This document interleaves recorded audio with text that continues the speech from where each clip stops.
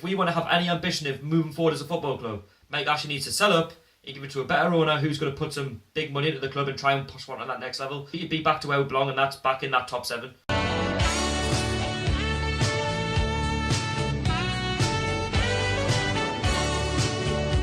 What's going on? Welcome back to 100% NUFC. So subscribe if you're new for regular Newcastle United content. I got a question from Craig Denham on Twitter where he asked me, do Newcastle United have a future under Mike Ashley in the short term and in the long term? In my opinion, it has to be a no for both.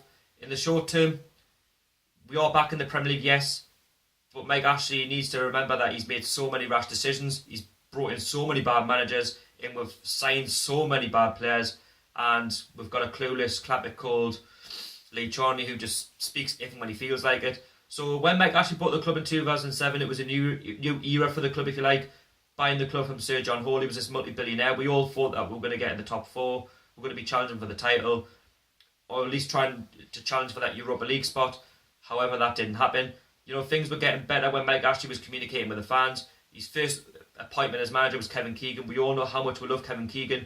He built a team in the 1990s, a team that we could be proud of, full of entertainers. We were so close to winning the league, but he didn't let his mouth go in the end. And Alex Ferguson, Man United manager at the time, had his experience of winning titles and coming through pressurised situations, and it got the better of him. And Newcastle kind of fell from grace a little bit from then. Bobby Robson did build a team, but he got harshly sacked, and this is where the fall from grace happened. Sir John Hall couldn't do it anymore, and Mike Ashley had a chance to build a reputation, which again is dwindled.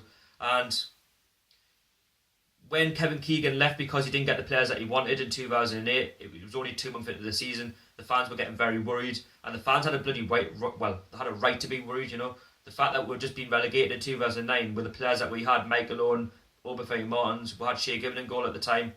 Obviously he got sold to Man City in the January, but again, it wasn't acceptable. You know, we had some good players, and the fact that Mike Ashley just didn't put his investment into the team, it's cost me dearly. You know, Joe Kinnear couldn't keep up. I mean, who gives Joe Kinnear a job nowadays? And Alan Shearer had 8 games to try and save it, but it wasn't his fault because it wasn't really his team, and he could only work with what he had, and there was no confidence in that team whatsoever. You know, the fact we've been relegated first time just was not acceptable. You know, we are the biggest club in the North East. Sorry to say, Sun and Middlesbrough fans, but we are. And we should be the benchmark. We should be setting an example for the North East. We should be doing it for the North East. We should be trying to compete for the Europa League. I'm not deluded to say we need Champions League football, but we need to be at least challenging for the Europa League. When you see the likes of Southampton, Swansea, Stoke, you know, ahead of us on the table, I find it really, really embarrassing. I'm sorry to say, but it's embarrassing. For a club of our size, we should not be battling relegation. And again, when we hired Alan Pardew, nobody wanted him as manager. But not to say Chris Hughton got up from the Championship, he got harshly sacked. In my opinion, I'm still shocked to this day that he was sacked from the football club, mid-table in the Premier League. You know, we lost 3-1 to West Brom at the time, down at the Hawthorns. Alan Pardew, you can argue that his hands was tied, but we didn't want him as manager anyway. He wasn't big enough for the club. He was from London. It was that London connection which didn't do it for the fans. And he had about a good 4 or 5 seasons at the club. He had 1 5th place finish. He had some good players to work with, don't get us wrong. He had Cisse, Demba Ba, Johan Gabay, you name it. We had such a good team, but again, Mike Ashley being the owner that he is, he doesn't keep a team. Mike Ashley likes a little bit of profit, you know. He likes to sell all the best players. And once we sold Demba Ba to Chelsea for £7 million, who were just bought on a free from West Ham, he was banging in the goals. You know, he got into the Europa League. We finished 5th. Like I said, we got, you know, the Europa League. We got in the quarterfinals against Benfica, and that just didn't last long. Once we saw all these good players like the likes of Ben Arfa, Johan Gabay, this is when the wheels fell off. Alan Pardew couldn't take it anymore. He left. He went to Crystal Palace. He said it was a big move for him. Alan Pardew, we didn't want you anyway. And yes, okay, his hands were tied, but he just wasn't good enough for Newcastle. 1 5th place finish, take it how you like. Was it fluky, was it not? Well, that's only one time we've actually made a fist of it in the Premiership.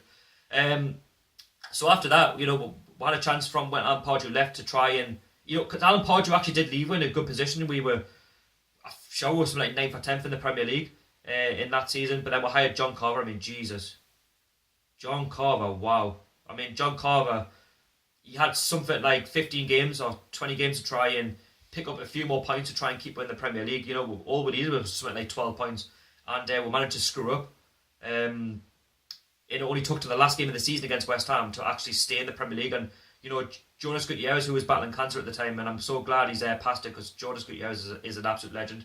He's kept us in the Premier League, and after that, once John Carver, who kept us up in the Premier League, there was a chance in the 2015-16 season to try and build on that. Yes, we got Clown McLaren. I mean, we didn't think that was coming. It just got worse for Mike Ashley, and he gave Steve McLaren £80 million, and we still managed to get relegated. I mean, who gives a manager £80 million in the Premier League and you get bloody relegated? I mean, wow. It can only happen to a club like us. I mean, some of the signings that we were making, Alexander Mitrovic, who was still at the football club, £40 million, debatable.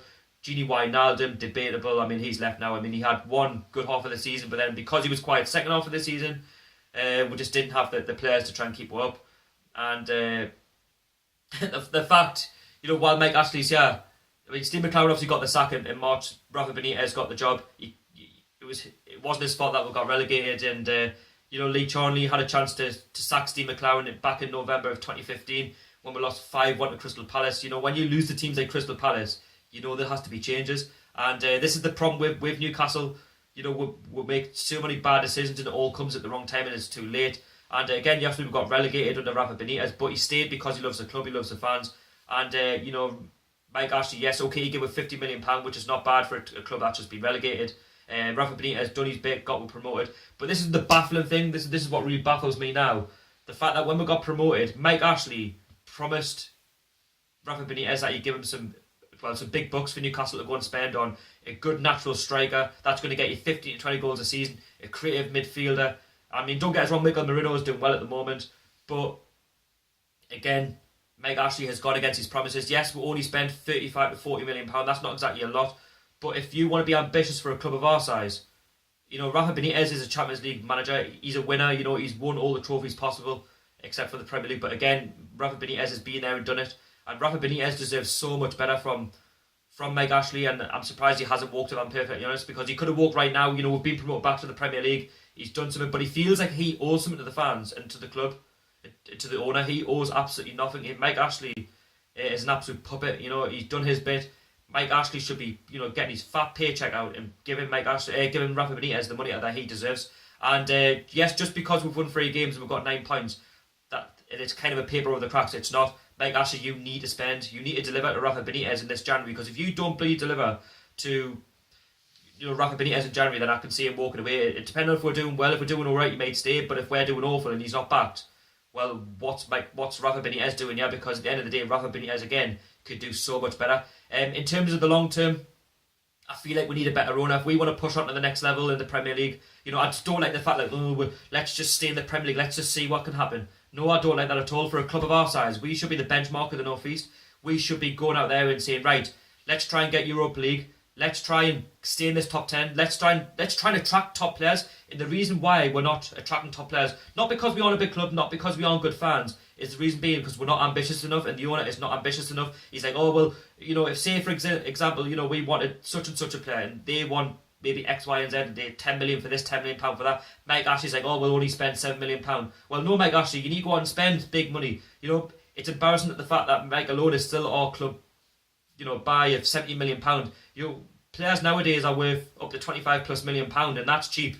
And if we want to have any ambition of moving forward as a football club, Mike Ashley needs to sell up and give it to a better owner who's going to put some big money into the club and try and push one on that next level. Because at the moment, it's just going to be relegation, mediocrity, that big word that I can't really say. And, we're going to continue just to stay in the Premier League, or if not worse, be fighting relegation. Because I don't want that as a fan. I don't want to be relegation. I don't want to see it. It's not good enough, and we should be doing so much better as a club. And don't get us wrong, yes, I like to see all the North East clubs do well. It's not good seeing Sunderland and Middlesbrough in the Championship. Yes, we do want the derby back in the long run, but at the end of the day, Mike Ashley should be having Newcastle up there challenging for those Europa League spots. Maybe try to get a top 4. It's not impossible. I mean, if Leicester can win the league, anything can happen. So again, it's just a fact of having some sort of ambition and moving forward as a football club, because at the minute we're going there with hope. That's it. Back in the day, we had so much expectation of, yes, we should be winning that game, but no, we're getting embarrassed by the likes of Stoke City, we're getting embarrassed by teams like Burnley, all these clubs back in the day. We can't even make it past the 3rd round of the FA Bloody Cup, man. I mean, it's embarrassing. So yeah, in the long run, I think Mike Ashley needs to sell up. He needs to give the reins to somebody else who's going to take up to that next level, because until then, we're just going to struggle. So in my opinion, yes, we need a better owner. We need to move forward as a football club, and we need to be back to where we belong, and that's back in that top 7, in my opinion. Anyway, let me know if you agree. Let us know if you disagree in the comments down below in the description. Let me know in the comments. And also subscribe if you're new. Check out the matchday experience of the Stoke game. And I'll see you all later. Peace out.